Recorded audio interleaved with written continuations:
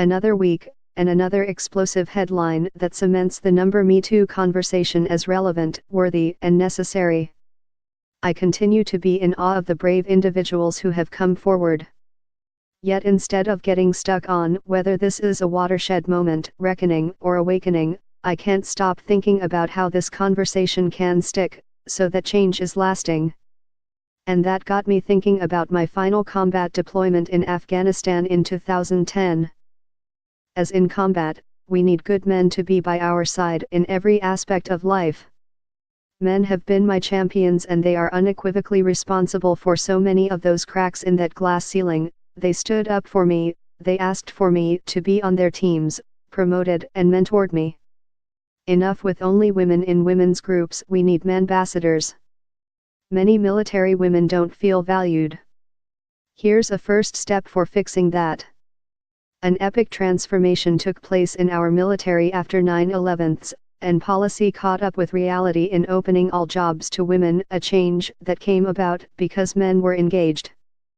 In the fall of 2010, my unit had been in country only a few weeks, and my teams were settling into various areas of operation that were spread across eastern Afghanistan. One night, finishing a phone call with one of my team leaders providing a battle update, he said, "Ma'am, I also gave your contact information to the ODA commander, Jason. He wants to talk about synchronizing our collection effort and utilizing a few of my team's interrogators, especially Lauren."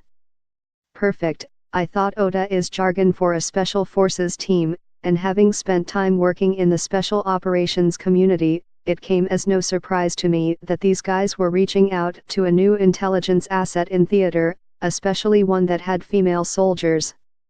After talking with Jason, my presumption was confirmed, as one of the first things he said to me was, "I am so excited your unit has female interrogators.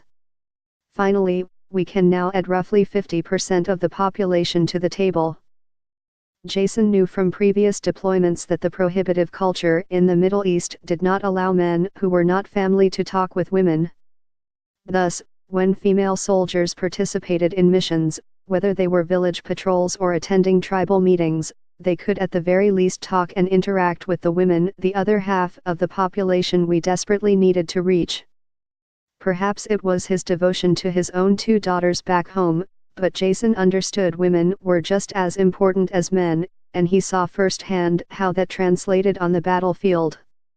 Just as the Navajo Code Talkers, a group of Native Americans who served in the Marines during World War II, offered a unique skill set that aided combat operations, so, too, did women in the Middle East post 9/11.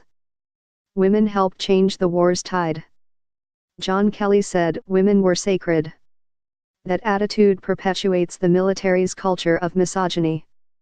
Indeed, there are remarkable examples of women out front, and there were good men who, like their female battle buddies, maintained their military ethos. Every service member is ingrained to hold firm, mission first, people always. We didn't look at the situation and ask if we were setting up women for failure, we asked ourselves if we were setting up our mission for failure if it were performed without women.